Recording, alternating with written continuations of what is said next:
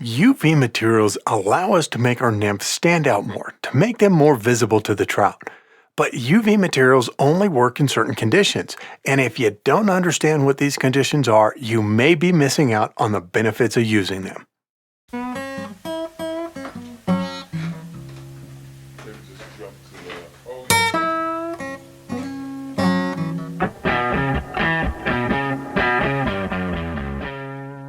This episode builds on the information that we learned in part 1 on UV materials, as well as some of the concepts that we picked up in the How Trout See videos. So if you're not familiar with some of the concepts or you feel lost at any time, head on over to the TroutWise channel and check out the How Trout See videos playlist, or head over to the TroutWise playlist and check out part 1 on UV materials.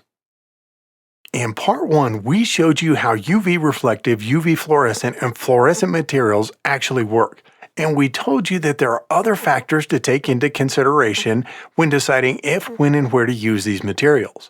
Most of us instinctively reach for fluorescent materials when the water is dirty, figuring that they will be more visible.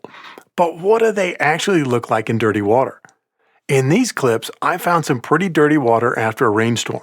Lots of particles in the water, limiting the visibility to about 14 inches. I put metallic pink, red, fluorescent pink, chartreuse, and fluorescent orange beads on a loop of tippet and filmed them at different depths.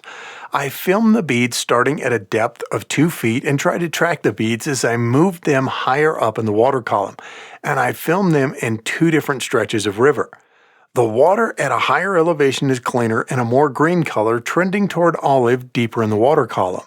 The water at a lower elevation is more of an olive color, trending towards brown deeper in the water column.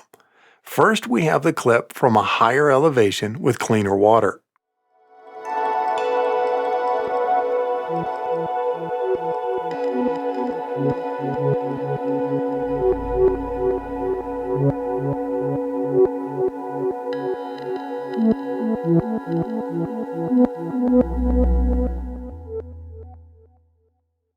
Next, we have the clip from a lower elevation with dirtier water.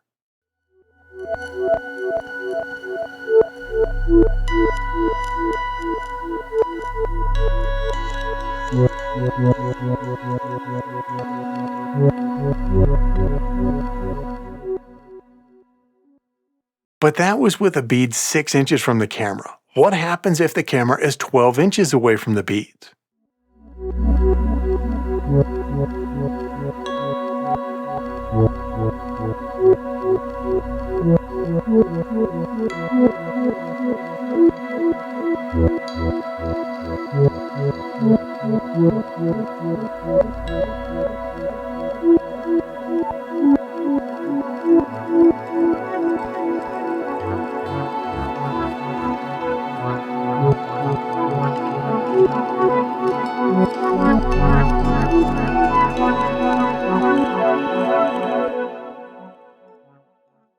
Probably not what you were expecting, right?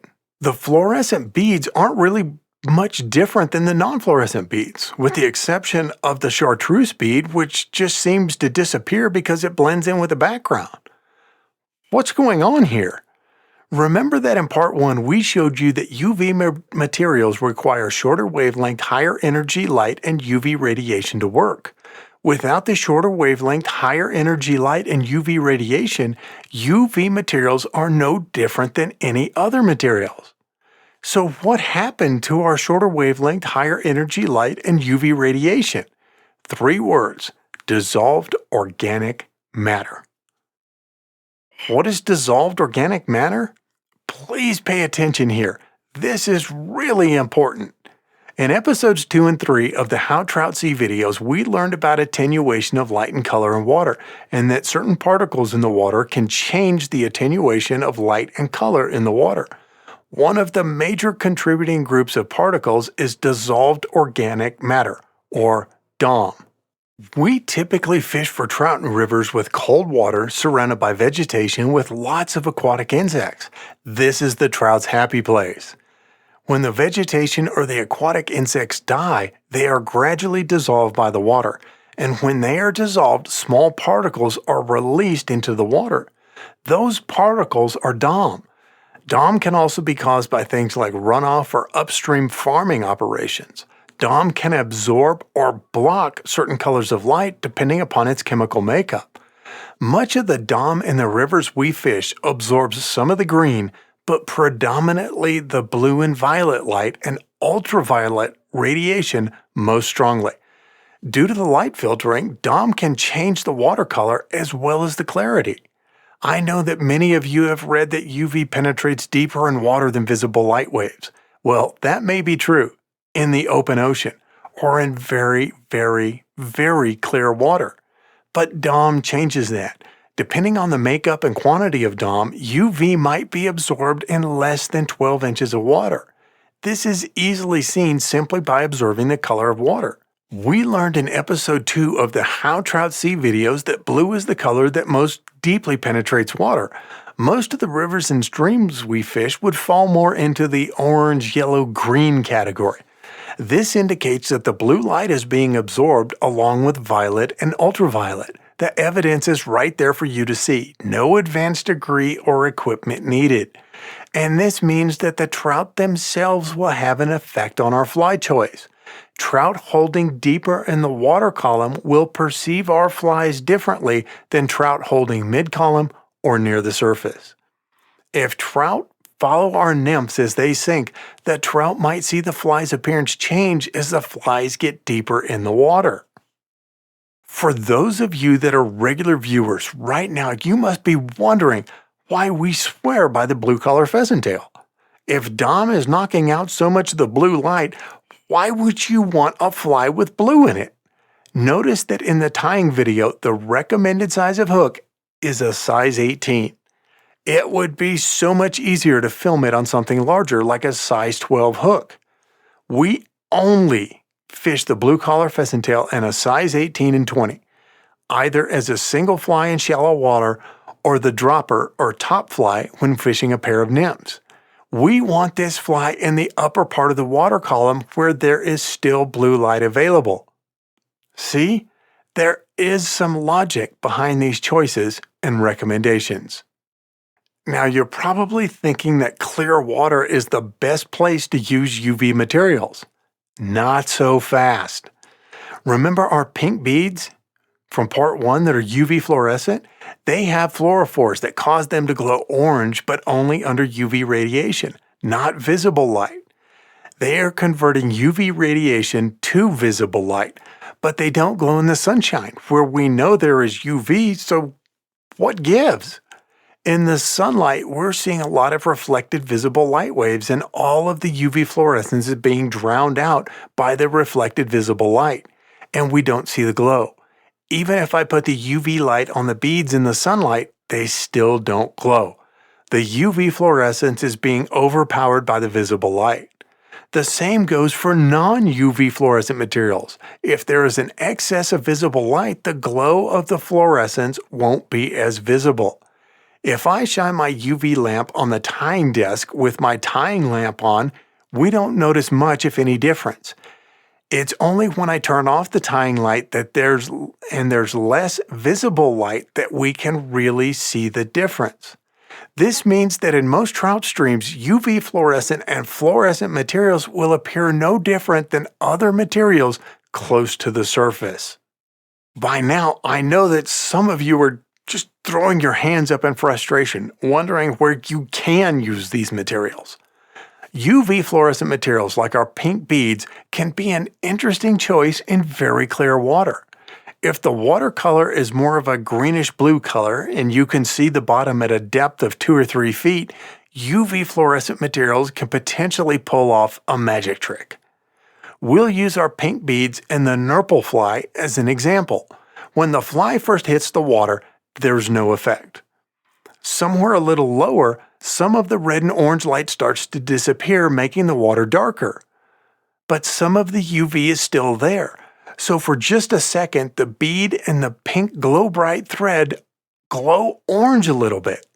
And as the nurple continues to sink and the UV disappears, that orange glow on the bead fades. But the fluorescent pink thread is still activated by the visible light. It will still appear as a bright orange and blue light, but change to a reddish color in green light. So the fly is changing colors, changing its appearance as it sinks. I believe this is one of the reasons that trout frequently smash the nurple as it's falling through the water column. And you thought the pink bead and thread were just there so the whole fly would be pink. No, these materials were chosen to achieve these effects. We can pull off another magic trick using non-UV fluorescent materials. We can show trout an impossible color. Using fluorescent materials, we can show trout a color that shouldn't exist in their environment. To demonstrate this, we tied fluorescent orange thread around some 5X tippet and anchored it to the bottom of the river below the trout to try and prevent the trout from taking it during filming. At this depth, everything is a fairly uniform color. Everything is some shade of green, brown, or black. Even the pink rainbow stripe on the trout is barely discernible. This is due to certain colors of light being attenuated, as we learned about in episode 2 of the How Trout See videos. So we have this very monochromatic world, and you see the thread come in at the bottom left. Look at how obvious the color is. This is what I mean by an impossible color. It's more obvious and bright than anything else down there. 3 things are happening here.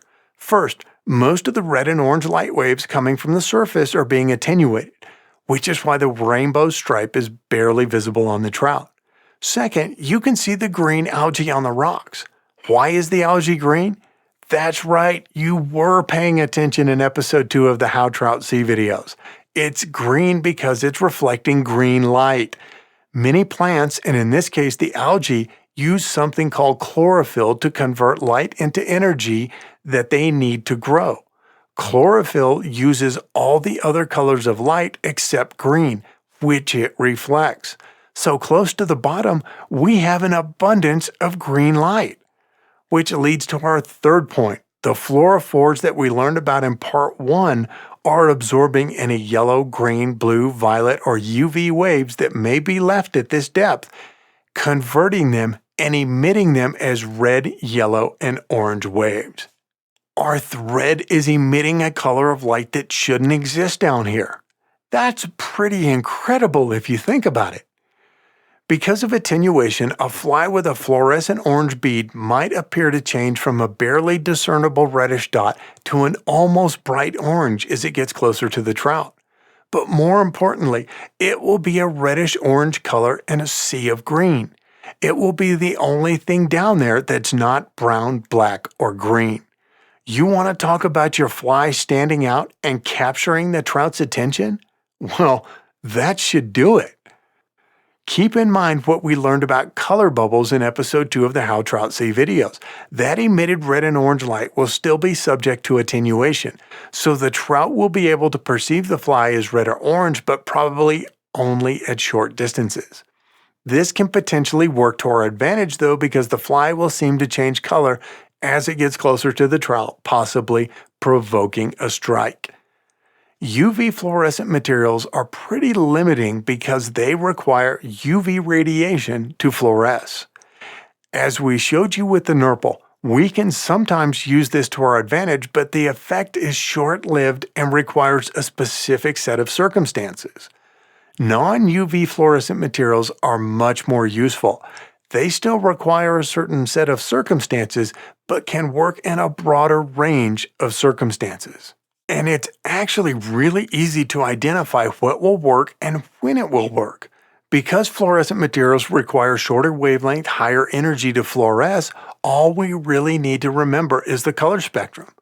Now, simply consider where your material would fall on the spectrum. Here we'll consider the 2 most popular colors, fluorescent chartreuse and fluorescent orange. The fluorophores in the chartreuse can possibly be excited by some of the green light waves, but mostly blue, violet, and UV. The fluorophores in the orange can possibly be excited by some of the orange, but mostly the yellow, green, blue, violet, and UV. It's pretty easy to see that the fluorescent orange will work in a much broader set of circumstances.